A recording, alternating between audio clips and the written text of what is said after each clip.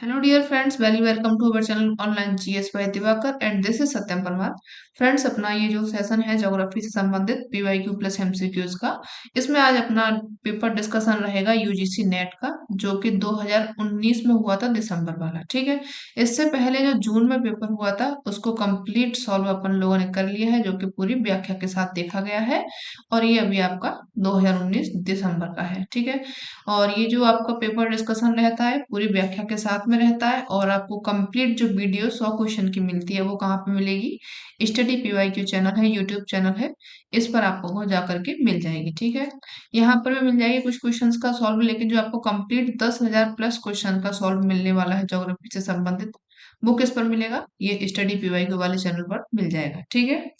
चलिए शुरू करते हैं आज का अपना सेशन। पहला क्वेश्चन इसमें देखेंगे क्या कह रहा है। पहला क्वेश्चन इसमें कह रहा है कि 2011 की जनगणना हुई। थोड़ा सा इसको पतला कर लेते हैं, मोटा जाता। ठीक है, चलिए। 2011 की जनगणना आंकड़ों के अनुसार निम्नलिखित 5 राज्यों की कुल जनसंख्या में मुस्लिम जनसंख्या किसकी पूछी गई है? मुस्लिम जनसंख्या की परसेंटेज में हिस्सेदारी पूछी गई है। कहाँ पे अधिक है? मुस्लिम जनसंख्या की संबंधित हिस्सेदारी के संदर्भ में इन राज्यों को अवरोही क्रम में लिखना है, बड़े से छोटे में अपन लोगों को चलना है। तो देख लीजिए सबसे ज्यादा कहाँ पे देखने को मिलती है। 2011 की जनगणना में पूछा गया है। तो जो सबसे ज्यादा आपको जनसंख्या देखने को मिलती है वो जम्मू कश्मीर में देखने को मिलेगी, मुस्लिम में। ठीक है। मुस्लिम में सबसे ज्यादा कहाँ पे मिलेगी? जम्मू कश्मीर में। जम्मू कश्मीर के बाद में असम आ जाएगा। असम के बाद में पश्चिम बंगाल है। पश्चिम बंगाल के बाद में केरल है तथा उत्तर प्रदेश हो जाएगा। तो आपका जो बी ऑप्शन है वो सही हो जाएगा। अवरोही क्रम आप देख चुके हैं। Jammu Kashmir, Assam, Paschim Bangal, Kerala and Uttar Pradesh. Second question देखेंगे। सर्दी के मौसम के दौरान भारत के उत्तर पश्चिम भाग में निम्नांकित में से किस कारण से वर्षा होती है? कौन सा कारण है जब सर्दियों में वर्षा हो जाती है? अपना जो इंडिया का उत्तर पश्चिमी जो भाग है वहां पे तड़क झंझा के कारण, लौटते हुए मानसून के कारण, पश्चिमी विक्षोभ के कारण, या फिर कटिबंधीय चक्रवात के कारण। तो यहाँ पे जो वर्षा देखने को मिलती है आपको, वो मिलती है पश्चिमी विक्षोभ के कारण वर्षा देखने को मिल जाती है। सी ऑप्शन इसमें आपका सही हो जाएगा। व्याख्या इसकी देख लेंगे कि सर्दी का जो मौसम होता है उसके दौरान भारत के उत्तर पश्चिम भाग में वर्षा होती है, जो कि पश्चिमी विक्षोभ के कारण देखने को मिलती है। पश्चिमी विक्षोभ क्या होता है? ये जो भारतीय उपमहाद्वीप है उसमें जाड़े के मौसम में पश्चिमी तथा उत्तर पश्चिम में प्रवेश करते हैं। ये जो जाड़े आते हैं, सर्दियां आती हैं, उसमें जो हवाएं आती है पश्चिमी विक्षोभ वाली, जो पछुआ पवनें आती है, वो कहाँ से आती हैं? अपना जो इंडिया है उसके उत्तर पश्चिम भाग से होकर के आती है। भूमध्य सागर में ये उत्पन्न होती है। भारत में इनका प्रवेश होता है पश्चिमी जेट प्रवाह के द्वारा। जो आपकी जेट धाराएं चलती हैं उनके द्वारा इनका प्रवेश होता है इंडिया में। ठीक है। और शीतकाल में रात्रि के तापमान में वृद्धि इन विक्षोभ के आने के पूर्व संकेत माना जाता है। यानी अगर जब आपको पता चल जाए कि जो रातें हैं वो ठंडी होने लग गई हैं, तो आप लोग समझ जाना कि जो पश्चिमी विक्षोभ है वो एंटर कर चुका है अपने भारत में।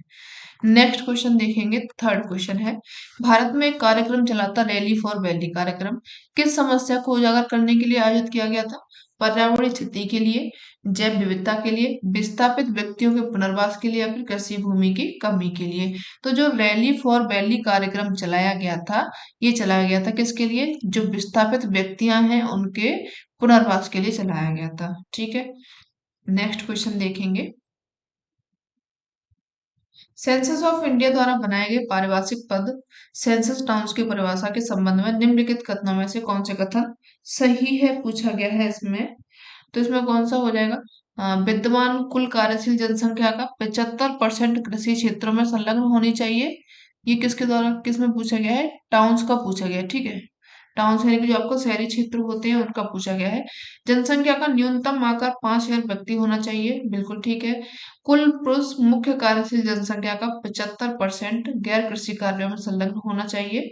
और अधिकतम जनसंख्या घनत्व 400%, जो 400 व्यक्ति प्रति वर्ग किलोमीटर होना चाहिए। तो इसमें कौन सा कथन सही पूछा गया है? सेंसस ऑफ इंडिया द्वारा बनाए गए सेंसस टाउन्स की परिभाषा के लिए। तो यहाँ पे जनसंख्या का न्यूनतम आकार 5,000 व्यक्ति होना चाहिए, ठीक दिया गया है। और भी यहाँ पे गैर कृषि कार्यों में तो ये भी आपको सही हो जाएगा। कुल पुरुष जो आपके होने चाहिए मुख्य कार्य से 75% गैर कृषि कार्यों में। हाँ, तो ये भी ठीक है इसका। एक और दो दोनों ही सत्य हो जाएंगे, ये आपका जो बी एंड सी है। लेकिन यहाँ पे क्या है, आपका किसी एक को ही पूछा गया है, तो ये क्वेश्चन थोड़ा सा आप टिक गलत कर लेंगे, बी एंड सी दोनों सही होगा, ठीक है। बाकी का ये ठीक है। चलिए आगे बढ़ेंगे।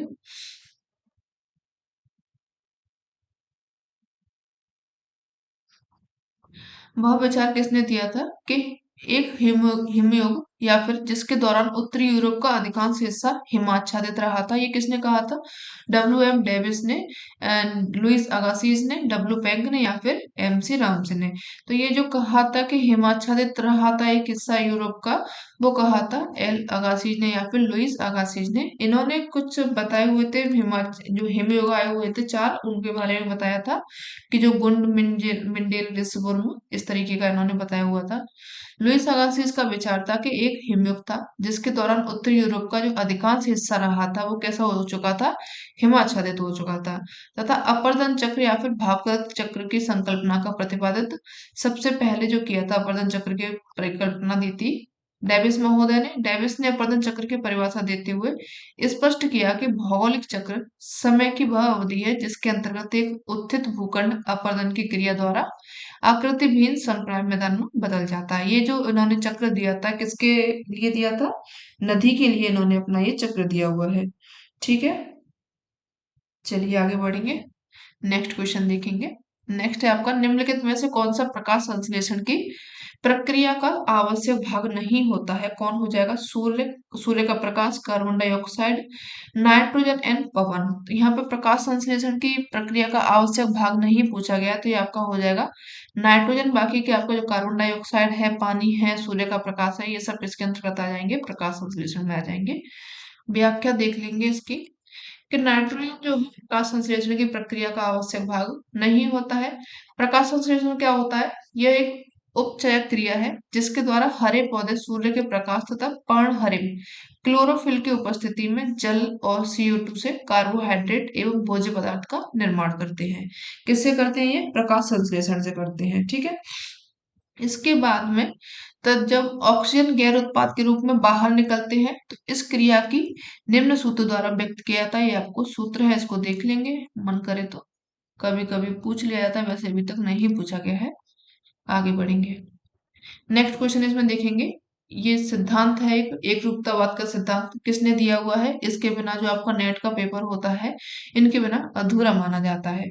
तो ये जो एक रूपतावाद का सिद्धांत दिया हुआ है, ये किसने दिया है? हट्टन महोदय ने दिया हुआ है। इसको आप याद कर लेंगे, ठीक है। यहाँ से इनको क्लियर कर लेते हैं। चलिए, एकरूपतावाद का सिद्धांत का प्रतिपादन किया था सबसे पहले स्कॉटिश भूगोलवेत्ता रहे थे जेम्स हटन। 1785 में इन्होंने इसका प्रतिपादन किया था। उन्होंने बताया था कि जो भूगर्भिक प्रक्रम है भूगर्भिक इतिहास के प्रत्येक काल में समान रूप से सक्रिय रहते थे, और इसी आधार पर प्रतिपादित किया कि जो वर्तमान है भूत की कुंजी है, यानी कि जो अभी चल रहा है अपना जो टाइम, वो ऐसा ही पहले चला था। तो जो वर्तमान जो चल रहा है वो क्या है? कुंजी, यानी कि चाबी है। किसकी? जो आपका भूतकाल है उसकी, ठीक है। अर्थात वर्तमान समय में भूपटल को प्रभावित करने वाले जो प्रक्रम कार्यरत हैं, वही भूत में भी कार्यरत थे, यानी कि वही जो आपका पास्ट टाइम था, पिछला वाला टाइम था, उसमें भी यही वाले प्रक्रम कार्य करते थे। ये किसने कहा हुआ है? हट्टन महोदय ने कहा है। इधर आप याद कर लेंगे। नेक्स्ट क्वेश्चन देखेंगे, क्वेश्चन नंबर 8 हो जाएगा। चलिए थोड़ा सा, हाँ चलिए, ठीक है। निर्णय लेने की प्रक्रिया में पर्यावरण के मानस मानचित्र को महत्व किसने पहली बार दिया था? किसने दिया था पर्यावरण का जो मानस मानचित्र था? डी वुड ने एंड S J गोल्ड ने, डी बडवर्थ ने, या फिर के लिंच ने। तो ये दिया था किसने? S J गोल्ड ने। इसने क्या दिया था? निर्णय लेने की प्रक्रिया में पर्यावरण के मानस मानचित्र को महत्व दिया था। बी ऑप्शन इसका सही हो जाएगा। नेक्स्ट क्वेश्चन देखते हैं। जनक है C D Harris and E L Ullman, ठीक है। इनके द्वारा प्रतिपादित शहरी ढांचा, ये इन्होंने एक न्यूक्लियाई या फिर बहुकेंद्रिक मॉडल दिया था, मल्टीपल न्यूक्लियाई मॉडल दिया था इन्होंने। इसमें इन्होंने कुछ आवास बताए हुए थे, उनके नंबर्स के आधार पर इनका वर्गीकरण किया हुआ था, ठीक है। बहुकेंद्रक मॉडल है, मल्टीपल न्यूक्लाई मॉडल। इसके नीचे दिए गए आरेख में केंद्रक 3 और 6 को अपन लोगों को शहरी भूमि प्रयोग की पद्धति की पहचान बनानी है, यानी कि 3 और 6 में कौन सी भूमि पाई जाती है। ठीक है, तो वो देख लेते हैं यहाँ पे। तीसरा नंबर कहाँ पे हो जाएगा आपका, ये तीसरा हो जाएगा। और छठवां नंबर तो है यहाँ पे, ये यहाँ पे आपका छठवां नंबर हो जाएगा। यहाँ पे कौन कौन से आवास मिलते हैं इनके बारे में पूछा गया है।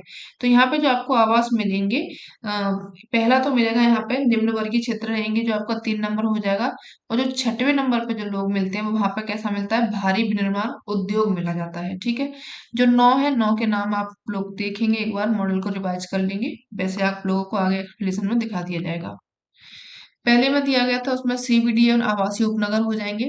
दूसरे में निम्न वर्गीय आवासीय एवं भारी निर्माण हो जाएंगे। तो जो आपका तीसरा और छठवां वाला ऑप्शन, बी ऑप्शन सही हो जाएगा। यहाँ पे क्या होगा, निम्न वर्गीय आवासीय हो जाएंगे और भारी विनिर्माण उद्योग का यहाँ पे क्या हो जाएगा, बस बसाव होता है। ठीक है, देख लीजिए कौन कौन से 9 और हैं उनको देख लीजिए, यहाँ से क्वेश्चन पूछा जाता है। बहुकेंद्रीय सिद्धांत के जनक सीडी हैरिस और एल उलमैन माने जाते हैं, जिन्होंने कि 1945 में अपने सम्मिलित लेख द नेचर ऑफ सिटीज, याद रखेंगे द नेचर ऑफ सिटीज किसने लिखा हुआ है, तो ये दोनों ने मिलकर रखा है, सीडी हैरिस और उलमैन ने। इन्होंने इस सिद्धांत में प्रस्तुत किया। हैरिस और उलमैन ने नगरीय आकारिकी को निम्न केंद्रों के चारों ओर निर्मित किया था। जो नगरीय आकारिकी बनी जाती है, किस तरीके से एक नगर बनता है, ये उन्होंने बताया था। ठीक है, तो जो पहला जो क्षेत्र होता है उसको कोर एरिया या फिर केंद्रीय व्यापार क्षेत्र कहा जाता है। दूसरे में थोक में जो हल्के विनिर्माण के उद्योग होते हैं वो स्थापित किए जाते हैं। तीसरे में निम्न आय वाले अधिवास होते हैं, जो इनकी मतलब आय बहुत कम होती है, वहां पर वो लोग रहते हैं, फैक्ट्रियों के और पास में रहने लग जाते हैं, कि उनको क्या है आने जाने का खर्चा भी ज्यादा ना होगा और वहीं पर रह लेंगे। चौथे में मध्यम आय अधिवास होते हैं, जो मध्यम वर्ग के लोग होते हैं उनका अधिवास कहाँ पे होता है, चौथे नंबर वाली जो यहाँ पे आप लोगों को चित्र दिखाया गया है, एक बार यहाँ पे ये आपका चौथे नंबर पे है। ठीक है, पांचवा ये हो जाएगा, छठवा यहाँ पे है, सातवां ये हो जाएगा, आठवां ये है, नौवां ये है, और यहाँ पे 9 दिए गए थे इनने, पहला ये हो जाएगा, दूसरा ये हो जाएगा। ठीक है, चलिए, और आगे इसमें दिया गया है कि ये उच्च आय अधिवास वाले 5वें नंबर पर रहते हैं। छठवें में भारी विनिर्माण उद्योग आ जाएगा, सातवें में बाह्य व्यापार क्षेत्र हो जाएगा, आठवें में आदिवासी उपनगर हो जाएगा, एंड नौवें में आपका औद्योगिक उपनगर हो जाएगा। ठीक है, टोटल कितने हो जाएंगे यहाँ पे, 9 है। 9 के आप जो नाम याद रखेंगे वो बिल्कुल सीक्वेंस में रखने हैं, इनको ऊपर नीचे नहीं करेंगे, ऊपर नीचे करेंगे तो आपका क्वेश्चन क्या हो जाएगा, 2 नंबर बिल्कुल जीरो बन जाएंगे। ठीक है, चलिए आगे बढ़ेंगे, नेक्स्ट क्वेश्चन देखेंगे। निम्नलिखित में से कौन सी विशेषता सघन कृषि के लिए सर्वाधिक उपयुक्त होती है, कौन सी हो जाएगा, बड़ा जोत का आकार, उच्च उत्पादक दर, निम्न श्रम निवेश, या फिर विरल जनसंख्या क्षेत्र। किसके लिए पूछा गया है, सघन कृषि के लिए पूछा गया है। तो यहाँ पे सर्वाधिक उपयुक्त क्या होगा, यहाँ पे सबसे ज्यादा जो होगा उच्च उत्पादक दर माना जाएगा, सी ऑप्शन इसमें सही हो जाएगा। ये सघन कृषि के लिए सर्वाधिक उपयुक्त माना जाता है। सघन कृषि में अगर देखा जाए तो चावल की कृषि की प्रमुखता सबसे ज्यादा होती है। ठीक है, नेक्स्ट क्वेश्चन देखेंगे, किसने भूगोल को वर्णित करने के लिए कोरोग्राफिक शब्द का प्रयोग किया हुआ है, ये आप याद रखेंगे। बी वारेनियस ने, ए वॉन हम्बोल्ट ने, ई इमानुएल कांट ने, या फिर कार्ल रिटर ने। तो ये जो आपका कोरोग्राफिक शब्द है इसका जो प्रयोग किया हुआ है इमानुएल कांट ने किया है, सी ऑप्शन इसका सही हो जाएगा। कोरियोग्राफी शब्द दिया हुआ है इमानुएल कांट ने। इमानुएल कांट जिनका कि जन्म माना जाता है 1724 से लेकर के 1804 में। इन्होंने वैज्ञानिक भूगोल को दार्शनिक आधार प्रदान किया हुआ है। इन्होंने 1781 में क्रिटिक ऑफ प्योर रीजन नामक की एक पुस्तक लिखी हुई है, जो कि कई बार एग्जाम्स में पूछी गई है, इम्पोर्टेंट बुक है, कार्ल रिटर की है, इतना आप याद रखेंगे। डेट इनकी 1781 जब इन्होंने ये पुस्तक लिखी थी। नेक्स्ट क्वेश्चन 12 नंबर क्वेश्चन हो जाएगा। फॉर्मूला पूछा गया है कि निम्नलिखित में से कौन सी आकृति की माप सही है। यदि बेसिन ए है और बेसिन की अधिकतम लंबाई एल होगी तो अपन लोग कैसे इसको लिख सकेंगे ढंग से, ए अपॉन एल, या फिर ए अपॉन एल स्क्वायर, या फिर A upon pi L L Q, या फिर A upon pi L square. तो ये इसके जो सही से फॉर्मूला हो जाएगा, ए अपॉन एल स्क्वायर इसका सही फॉर्मूला हो जाएगा। यहाँ तक आप लोगों को क्लियर है, तो आगे बढ़ते हैं। नेक्स्ट क्वेश्चन 13 नंबर है। जल जलीय ढाल सिद्धांत यानी कि जो हाइड्रोलिक स्कोप थ्योरी है, किसने दी थी, हाइड्रो जो जल जलीय सिद्धांत है या फिर हाइड्रोलिक स्कोप थ्योरी। थ्योरीज को ज्यादा अगर आप हो सके तो उनको इंग्लिश में ही याद रखें, क्योंकि हिंदी में उनके नाम कभी कभी इधर उधर हो जाता है। सी डार्विन ने, ए गॉर्डी ने, आर ई हर्टन या फिर सी ए कोटन ने। तो जो आपकी हाइड्रोलिक स्कोप थ्योरी है इनको दिया था आर ई हर्टन ने। सी ऑप्शन इसमें आपका सही हो जाएगा। व्याख्या इसकी देख लीजिए। ये जो थ्योरी है इसको हर्टन ने 1945 में दिया था। हर्टन महोदय द्वारा हाइड्रोलिक स्लोप थ्योरी की शुरुआत की गई। उन्होंने सबसे पहले यह प्रस्ताव रखते हुए एक चैनल बनाने के लिए एक महत्वपूर्ण पहाड़ियों की लंबाई आवश्यकता को प्रस्तावित करते हुए पहाड़ियों की जल विज्ञान के लिए एक स्थलाकृति का महत्व बनाया था। यानी कि जो पहाड़ियां हैं कैसे बनती हैं उन सब के लिए उन्होंने क्या बताया था, जल विज्ञान के लिए एक स्थलाकृति बताई हुई थी। नेक्स्ट क्वेश्चन है इसमें आपका K = 7। जो क्रिस्टोलर महोदय थे इन्होंने अपना सिद्धांत दिया था, केंद्रीय स्थल सिद्धांत। इसमें उन्होंने 3 मान दिए थे, K = 3, K = 4, K = 7। और इन्होंने जो मान दिए थे अपने किसके सिद्धांत पर दिए थे, जो आपका बाजार सिद्धांत है, यातायात सिद्धांत है, प्रशासनिक सिद्धांत है, इस पर उन्होंने मानों से रखा हुआ था। तो जो K = 7 का मान पूछा गया है, तो ये जो K = 7 बराबर उन्होंने रखा था क्या, प्रशासनिक सिद्धांत को रखा था। सी ऑप्शन इसमें आपका सही हो जाएगा। ठीक है। और भी जो आपके K = 3 है इसको बाजार सिद्धांत कहते हैं, और जो K = 4 है इसको परिवहन सिद्धांत कहते हैं, और K = 7 को प्रशासनिक सिद्धांत कहते हैं। तीनों ही मान इंपोर्टेंट है, इनसे भी क्वेश्चन पूछा जाता है तभी तो इसमें दिया गया है। ठीक है। नेक्स्ट क्वेश्चन देखेंगे इसमें, निम्नलिखित में से कौन सा एक राष्ट्र डाटा फॉर्मेट का लाभ नहीं है। राष्ट्र डाटा में क्या होता है, सरल आंकड़ा ढांचा, आसान एवं कुशल ओवरले, दूर संवेदी इमेजी का संयोज, या फिर नेटवर्क विश्लेषण में अनुप्रयोग। तो इसमें क्या नहीं पूछा गया है, लाभ नहीं होगा। तो इसमें नेटवर्क विश्लेषण में अनुप्रयोग ये नहीं होगा। बाकी कि आपका जो सरल आंकड़ा ढांचा होगा, आसान और कुशल, ओवरलेइंग हो जाएगा, दूर संवेदी इमेजरी के साथ में संयोज भी हो जाएगा। डी ऑप्शन इसमें आपका सही हो जाएगा। ठीक है। आगे बढ़ेंगे।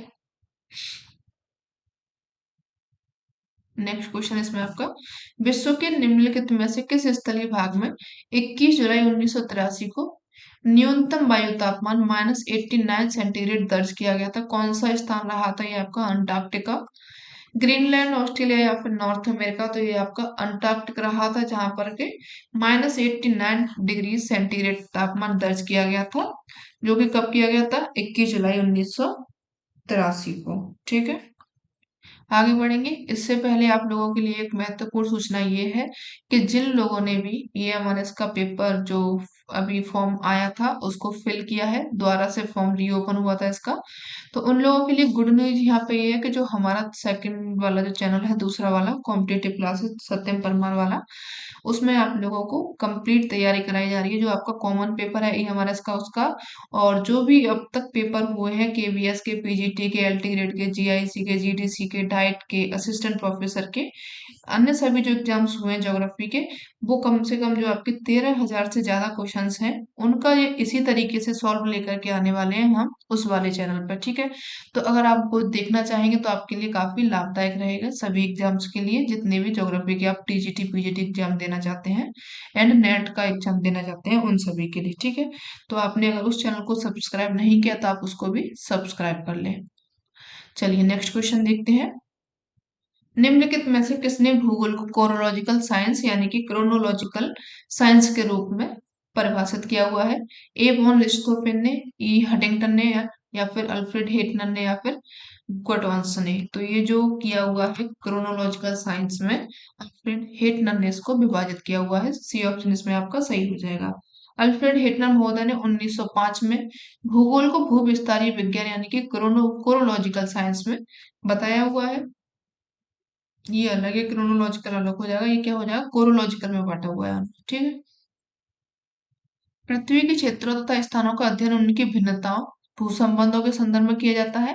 दूसरे शब्दों में अगर देखा जाए तो भूगोल भूतल का विज्ञान होता है जो उसका प्रतिशत भिन्नताओं का अध्ययन महाद्वीपों, देशों, जनपदों तथा स्थानों के संदर्भ में करता है। ठीक है।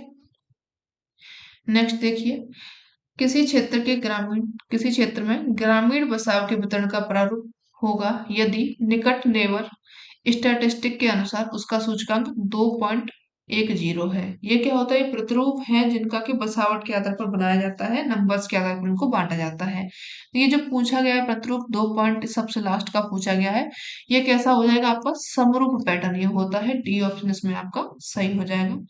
नेक्स्ट क्वेश्चन देखेंगे इसमें। सुदूर संवेदन में प्रयुक्त निम्नलिखित विद्युत चुंबकीय तरंग ईएमआर का किसका तरंग दैर्ध्य सबसे कम होगा? तरंग दैर्ध्य सबसे कम किसका होता है?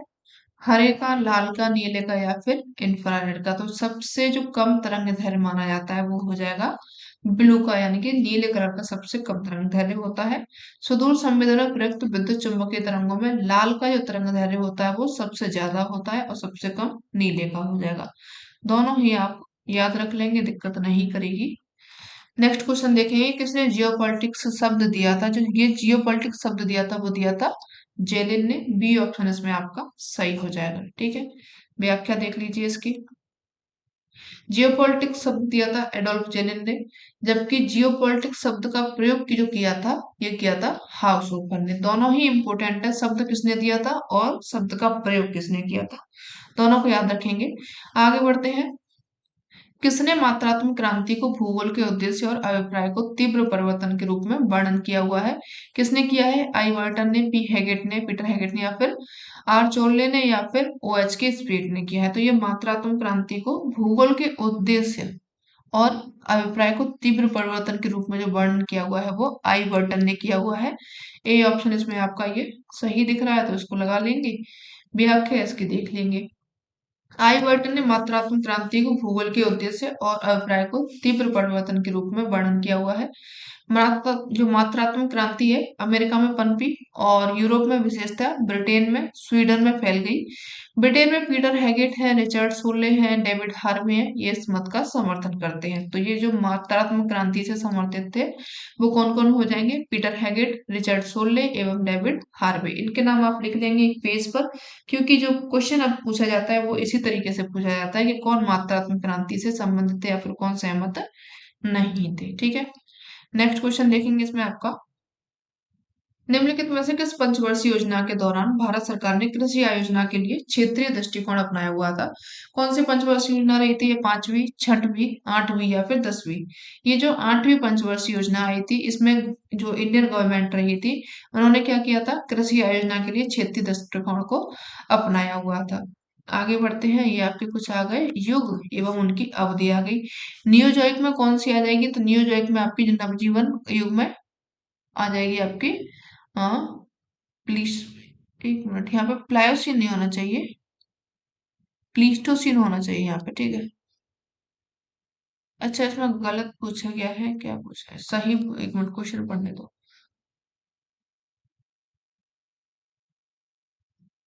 इनके फिर ऑप्शन तो दिए ही नहीं गए हैं, इनका आप डायरेक्ट आंसर देख लीजिए, क्योंकि यहाँ पे इनके ऑप्शन नहीं दिए गए हैं।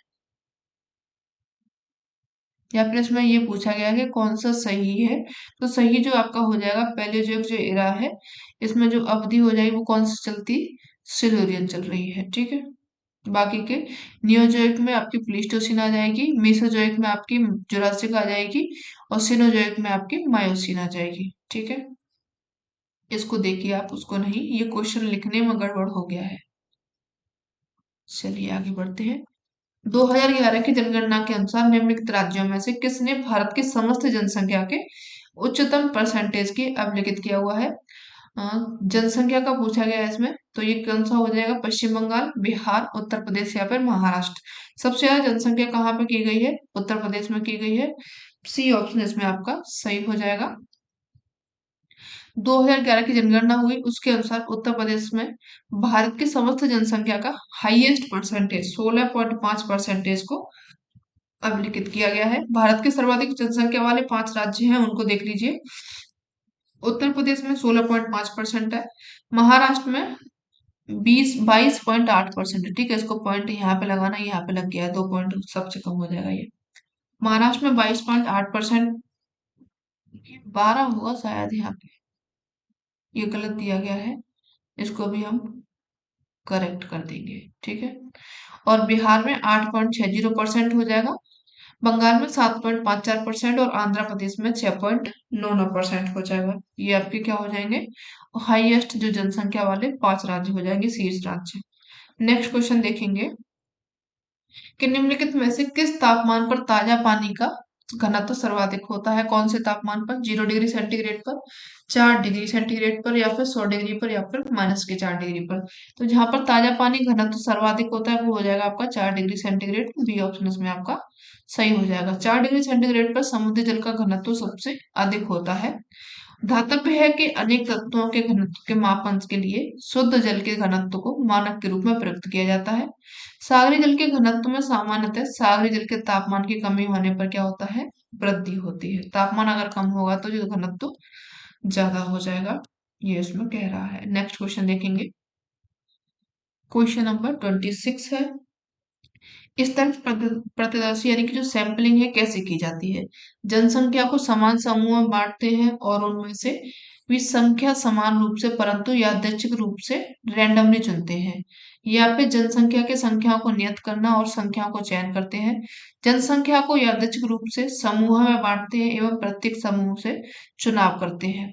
जनसंख्या का एक अंश का प्रतिदर्श तैयार करना, जिनका चुनाव यादृच्छिक रूप से किया जाता है। तो जो आपको जो सैंपलिंग की जाती है, जो टोटल जनसंख्या होती है उसको समान समूह बांट लेते हैं और उसके बाद में उनमें से भी जो संख्या समान रूप से परंतु उनको यादृच्छिक यानी कि रैंडम रूप से उनको चुना जाता है।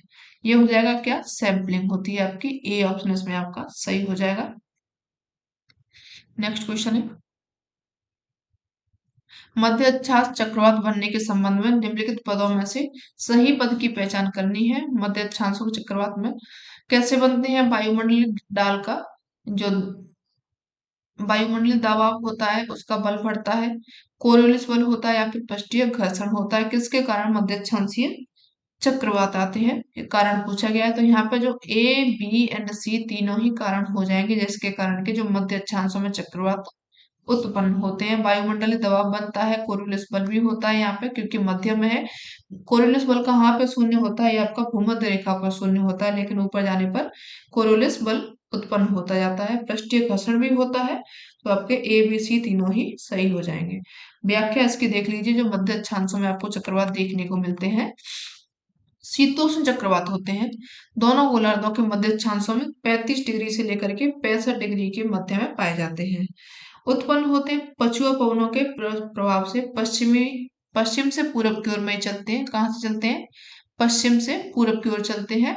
और ये चक्रवात वास्तव में वाताग्रीय चक्रवात होते हैं, फ्रंटल बनाते हैं ये, अर्थात इनकी उत्पत्ति वाताग्रह से होती है। ठीक है, नेक्स्ट क्वेश्चन है, इसको आप थोड़ा सा सॉल्व करेंगे। कुछ नहीं है, इनकी वैल्यू पुट करनी है, वैल्यू पुट करके आप लोगों को आंसर मिल जाएगा। काफी इजी होता है, आप एक बार कोशिश करें, ना हो तो फिर हम लोगों को मैसेज कर दें तो आपको सॉल्व करा दिया जाएगा। ठीक है, बाई बराबर, ये यहाँ पे बाई की वैल्यू दी गई है, जहां पर एक्स बराबर दिया गया है, ये एक्स का मान हो जाएगा ये वाला, बाई का मान हो जाएगा 5.50, और बाई बार का पूछा गया है, यहाँ पे बाई बार हो जाएगा ये ए बराबर हो जाएगा 1.5, एक्स बार व बाई एक्स, बाई के चर पूछे गए हैं यहाँ पे।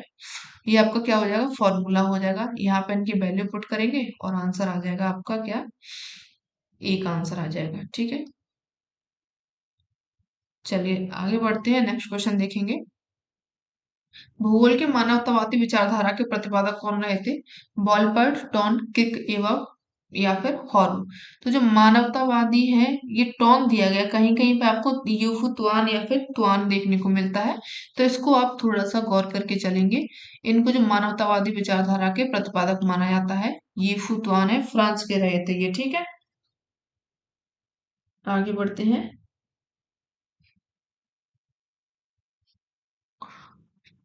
मानवतावादी शब्दावली का उपयोग जो किया था सबसे पहले 1976 में यी फू तुआन ने किया था। मानवतावाद, जो मानवतावादी भूगोल है उसके अंतर्गत मानवीय जागरूकता, मानवीय अभिकरण, मानवीय चेतना, मानवीय सृजनात्मकता, इसका अध्ययन किया जाता है। ये कौन करता है, किसने बताया था, यी फू तुआन ने। ठीक है, नेक्स्ट क्वेश्चन देखेंगे इसमें। नेक्स्ट क्वेश्चन इसमें आपका, निम्नलिखित में से विकल्पों में से कौन सा सक्रिय ज्वालामुखी है, इसके के विश्व वितरण को सही ढंग से वर्णित करता है, ये पूछा गया है। तो कौन सा करता है, यह युवा मोर्टार पर्वत श्रृंखला से संबंध में पाए जाते हैं, यह नदी के बाढ़ वाले मैदान होते हैं, या फिर ये पुराने क्षैत पहाड़ की श्रृंखला में संबंध रखती हैं, या फिर ये समुद्र बेसिन के आसपास श्रृंखला बनाने को अभिमुख होते हैं। किसका पूछा गया? ये ज्वालामुखी का विश्व वितरण पूछा गया है, कहाँ पर ये ज्वालामुखी आते हैं। तो ये जो आपका सही ऑप्शन हो जाएगा, यह समुद्र बेसिन के आसपास श्रृंखला बनाने को अभिमुख होते हैं। डी ऑप्शन इसमें आपका सही हो जाएगा। व्याख्या इसकी देख लेंगे, आज टोटल 30 क्वेश्चन करेंगे, उसके बाद में जो भी क्वेश्चन होंगे वो कल करेंगे, ठीक है। सक्रिय ज्वालामुखी के विश्व वितरण को समुद्र बेसिन के आसपास श्रृंखला का बनाना सही ढंग से वर्णित करता है।